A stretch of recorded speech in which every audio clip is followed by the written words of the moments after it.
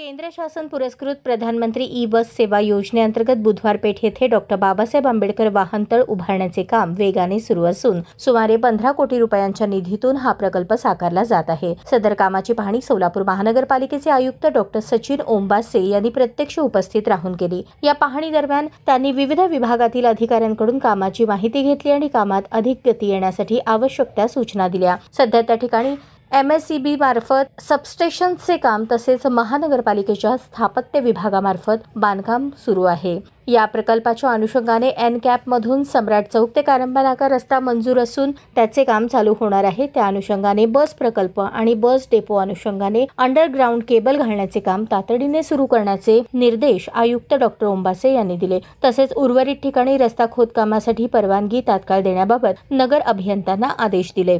या कामाच्या पाहणीवेळी नियंत्रण अधिकारी तपन डंके, विद्युत विभागाचे राजेश परदेशी, महादेव इंगळे, अविनाश वाघमारे, परिवहन उपक्रम HD तपकिरे, अतिरिक्त कार्यकारी अभियंता अभिजित बिराजदार, चेतन प्रचंडे आदी उपस्थित होते। हा प्रकल्प पूर्ण झाल्यानंतर सोलापूर शहरातील सार्वजनिक वाहतूक व्यवस्थेला मोठी चालना मिळणार असून नागरिकांना अत्याधुनिक आणि सुसज्ज बस सेवा तसेच सुरक्षित पार्किंगची सुविधा उपलब्ध होणार आहे। महानगरपालिका प्रशासन या कामासाठी पूर्णपणे कटिबद्ध असून लवकरच वाहनतळ नागरिकांच्या सेवेत दाखल होणार आहे।